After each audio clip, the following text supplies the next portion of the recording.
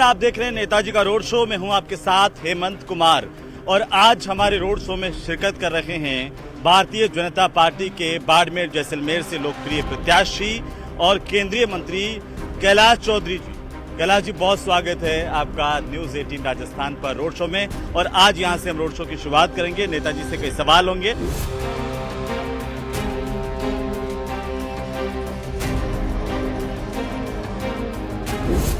Bharatiya Janata party के प्रत्याशी केंद्रीय मंत्री कैलाश चौधरी का ये रोड शो है और आज नेताजी के रोड शो में हमारे खास मेहमान हैं कैलाश चौधरी।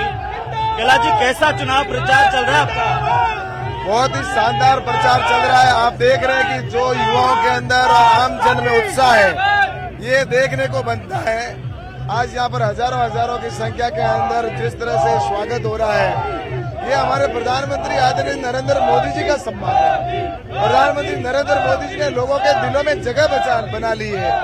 आज वो हमारे प्रधानमंत्री जी हर व्यक्ति के परिवार के सदस्य हैं और इसलिए हर जगह पर बच्चा भी बोलता है मोदी जी, बुजुर्ग भी बोलता है मोदी जी, माता जी बोलती है मोदी जी, गरीब बोलता है मोदी जी। हर व्यक्ति एक ही कह रहा है कि प्रधानमंत्री नरेंद्र मोदी जी को तीसरी बार प्रधानमंत्री बनाना है और 400 प्लस के साथ बनाना। और इसीलिए ये सारा हुजूम जो है, ये जो आशीर्वाद मुझे देने के लिए पधारा है, तो निश्चित रूप से ये उत्साह आप सबको देखने को बन रहा है कि भारतीय जनता पार्टी के पक्ष में एक तरफा माहौल है। तो कैलाश जी, ये जो माहौल है, ये देख करके लग रहा है कि मार्जिन जो है वो पिछली बार के मुकाबले इस बार बढ़ेगा।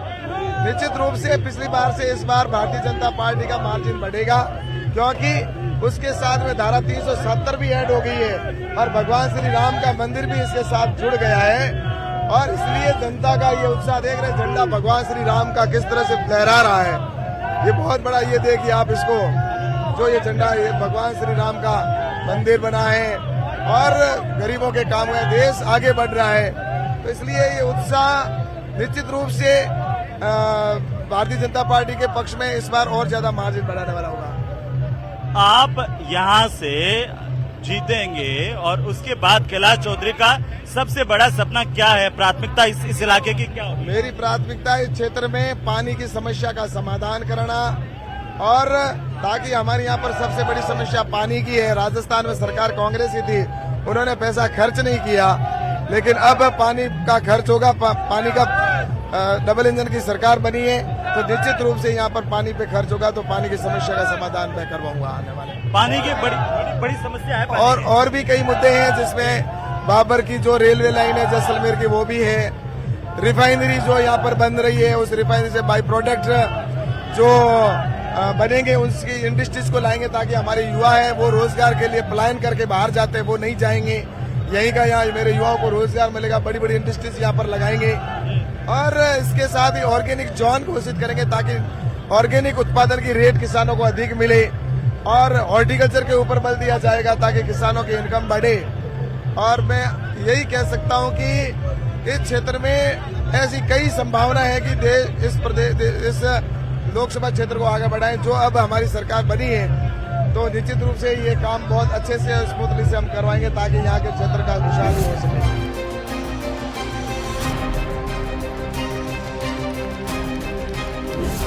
तो लगातार गुड़ा मालानी विधानसभा में जनसंपर्क करने के लिए आगे बढ़ रहे हैं। एक के बाद एक गांव का दौरा कर रहे हैं, वहां के मौजूद लोगों से मुलाकात कर रहे हैं, आम लोगों से मुलाकात कर रहे हैं कैलाश चौधरी। ये माना जा रहा था कि आपका 2-3 दिन तक से पहले से अगर हम कैंपेनिंग देखें, बड़ी साइलेंट से चल रहा था। सब लोग पूछ रहे थे कैलाश चौधरी इतने आराम से कैसे चल रहे हैं, लेकिन माहौल बदलता दिख रहा है मोदी जी की सभा के बाद आपको।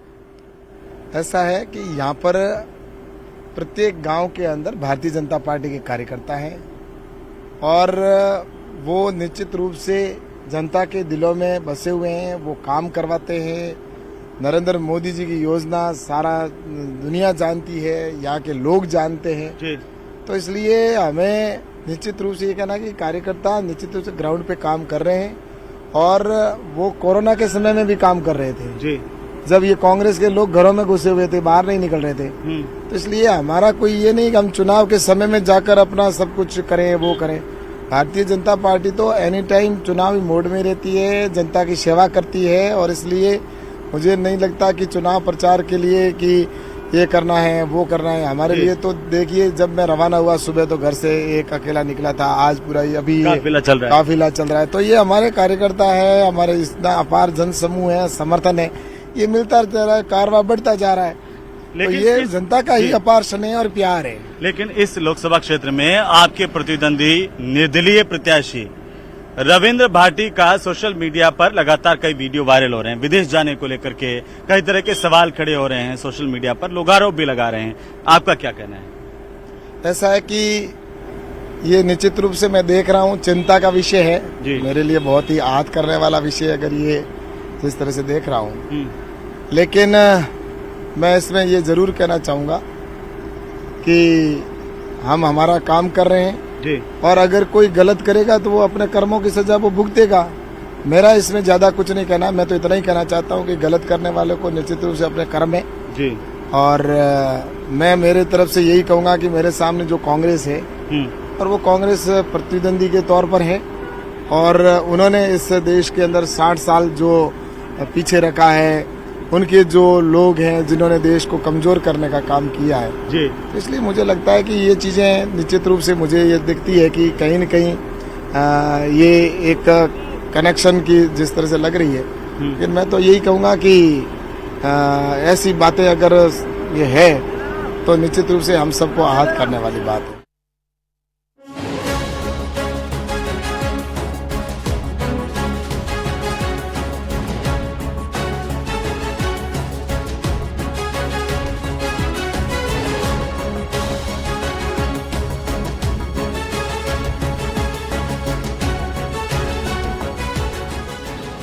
नमस्कार, बहुत बहुत स्वागत धोरों की धरती से। मैं हूं आपके साथ मनराज सक्सेना। बाड़मेर जैसलमेर में शांत रेगिस्तान में इस वक्त चुनावी संग्राम की गूंज है। 26 अप्रैल को यहां पर वोटिंग होनी है और ऐसे में मुकाबला बेहद दिलचस्प हो चुका है। एक तरफ केंद्रीय मंत्री कैलाश चौधरी हैट्रिक लगाने के लिए चुनावी मैदान में है मोदी की गारंटी के साथ, तो वहीं दूसरी तरफ राजस्थान के युवा चेहरे, उभरते हुए चेहरे रविंद्र भाटी चुनावी ताल ठोककर सियासी समीकरण को बदलने की कोशिश कर रहे हैं। तो वहीं कांग्रेस ने भरोसा जताया है प्रत्याशी उम्मीदवार राम बेनीवाल पर। हमारे साथ खुद हमारे साथ जुड़े हुए हैं उम्मीदवार राम जी, बहुत बहुत स्वागत आपका हमारे खास शो में। नमस्कार जी सक्सेना जी, दिल्ली से आप पधारे न्यूज 18 इधर जैसलमेर में, स्वर्ण नगरी जैसलमेर में, आपका बहुत बहुत स्वागत है जी। चूंकि देखिए रेगिस्तान है तो रेगिस्तान में क्या कमल खिलने वाला है या सेब उगेगा या फिर लोग हाथ के साथ जाएंगे? बिल्कुल मारवाड़ के लोग, थार के लोग इस बार हाथ का साथ देंगे बिल्कुल। चलिए, आपकी कैसी तैयारी है? कितना चुनाव प्रचार आप लगातार सुबह से कर रहे हैं, उसका भी हम जायजा लेते हैं। उम्मीदवार राम जी, अभी तक बीजेपी और कांग्रेस की फाइट थी, लेकिन अब रविंद्र सिंह भाटी भी आ गए हैं, तो यहाँ पर कुल मिलाकर त्रिकोणीय मुकाबला हो गया है। चैलेंज आपको लगता है बढ़ गया है? नहीं, बिल्कुल कांग्रेस पार्टी मजबूती से चुनाव लड़ रही है। 36 कौम के लोग सभी साथ में हैं और मजबूती से हम लोग चुनाव लड़ रहे हैं। उम्मीदवार राम जी, अभी तक बीजेपी और कांग्रेस के बीच में फाइट थी, लेकिन अब यहाँ पर देखिए आप कि कुल मिलाकर रविंद्र सिंह भाटी ने भी निर्दलीय ताल ठोककर त्रिकोणीय मुकाबला बना दिया है। क्या लगता है, अब चैलेंज ज्यादा है आपके लिए? नहीं, कोई मुश्किल नहीं है। कांग्रेस मजबूती से चुनाव लड़ रही है। कांग्रेस के सभी कार्यकर्ता एकजुटता से मजबूती से चुनाव लड़ रहे हैं। कांग्रेस पार्टी एक तरफा चुनाव जीत रही है। जाहिर तौर पर रविंद्र सिंह भाटी के आने से त्रिकोणीय मुकाबला ही हो गया है। तो मेरा सवाल यही था कि चूंकि कैलाश चौधरी को लेकर जीत सुनिश्चित करने के लिए बीजेपी ने पूरी फौज उतार दी है, नेता, अभिनेता, संत सभी यहाँ पर, यहाँ तक के खिलाड़ी भी प्रचार करके गए। आपने देखा प्रधानमंत्री नरेंद्र मोदी भी आए थे, मुख्यमंत्री 2 दिन का यहाँ पर डेरा डाले हुए थे, रात भर प्रबुद्धजनों से मुलाकात उनकी होती रही। इसके साथ साथ हमने देखा रेसलर, चाहे वो खली हो, सनी देओल हो, बाबा बागेश्वर हो, यहाँ पर सभी प्रचार करके गए हैं। तो क्या आपको लगता है कि फाइट बहुत ज्यादा स्ट्रांग हो गई है?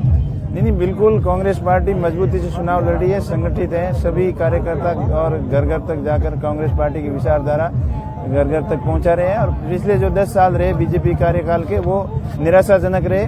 और अभी जो आपसे ये जानना चाहेंगे, आपके मुद्दे क्या हैं? क्योंकि यहाँ पर एक तरफ मोदी की गारंटी है, तो दूसरी तरफ यहाँ पर कांग्रेस की मैंने मैनिफेस्टो में देखा कि वो 5 गारंटी के साथ आ रहे हैं और साथ ही न्याय पत्र के साथ आ रहे हैं। लेकिन बावजूद इसके मैंने ये देखा कि कांग्रेस की तरफ से पलायन नहीं रुक रहा है। मुझे लगता है कि इस बार सबसे ज्यादा इतिहास में कांग्रेस में पलायन हुआ है। चाहे आप राष्ट्रीय स्तर पर देख लीजिए, पलायन तो दोनों तरफ ही हो रहा है ना, प्रहलाद गुंजन साहब वही इधर आए हाँ हैं। मालवीय आपकी तरफ आ गए, लालचंद कटारिया आ गए। हाँ ये तो आप- प्रहलाद गुंजन का आपने जिक्र किया है, दिलचस्प है ये प्रहलाद गुंजन, लेकिन यहाँ पर एडजस्ट होने में बड़ा दिक्कत आया कांग्रेस में। आप देखिए शांति धारीवाल के साथ किस तरह की अदावत अभी तक खत्म नहीं हुई है। और ज्यादा मुश्किल है एडजस्ट होना। हमारे कमल साहब बीजेपी में से 2014 के अंदर MP बने थे, हाँ। वहाँ एडजस्ट हो ही नहीं पाए, वापस यहाँ आ गए। लेकिन यहाँ पर तो 400 पार का नारा बीजेपी की तरफ से दिया जा रहा है। बीजेपी तो 500-600 पार का नारा दे देगी, हाँ। इससे नहीं है। ग्राउंड धरातल पर कांग्रेस की स्थिति मजबूत है। हाँ उमेदवार राम बेनीवाल जी, आपके मुद्दे क्या हैं? आप किन मुद्दों को लेकर यहाँ पर जा रहे हैं? मेरा मुद्दा है एजुकेशन को नई रूप देना, जो स्टैंडर्ड एजुकेशन, जो डिजिटल एजुकेशन, स्मार्ट क्लासरूम के माध्यम जी। से जो बड़ी बड़ी स्कूलों के अंदर, दिल्ली मेट्रो सिटी के अंदर बड़ी जैसे DPS स्कूल है, इंटरनेशनल स्कूल है, उन स्कूलों के अंदर जिस स्टैंडर्ड की शिक्षा होती है वही पैटर्न गांव के स्कूलों में हम लाना चाह रहे हैं। इसकी शुरुआत हमने गांव के स्कूलों से की है, बाईतू से की है।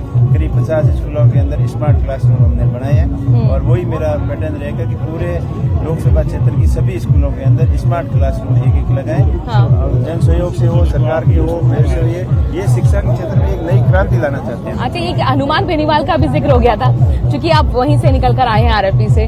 हनुमान बेनीवाल कांग्रेस के साथ गठबंधन में इस बार चुनावी मैदान में है और उनका एक बयान बहुत ज्यादा सुर्खियों में रहा।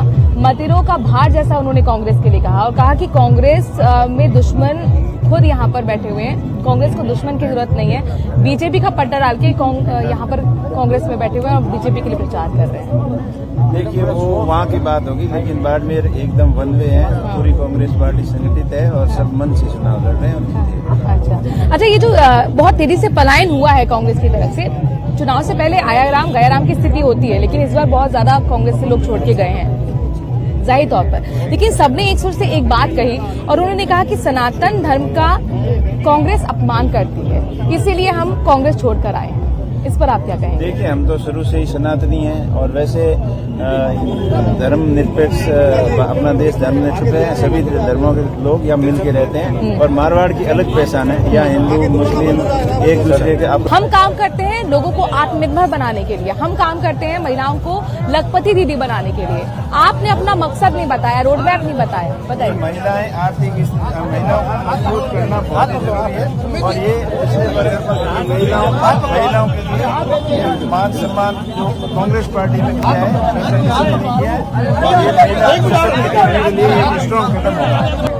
तो कुल मिलाकर देखा समर्थकों में जबरदस्त उत्साह यहाँ पर बना हुआ है। बहरहाल हमारा जैसलमेर बाड़मेर का सफर यहीं पर खत्म होता है और 4 जून को ये तय होगा कि आखिरकार ये सीट किसके खाते में जाती है। कैमरामैन अनिल के साथ मनुराज सक्सेना, जैसलमेर बाड़मेर।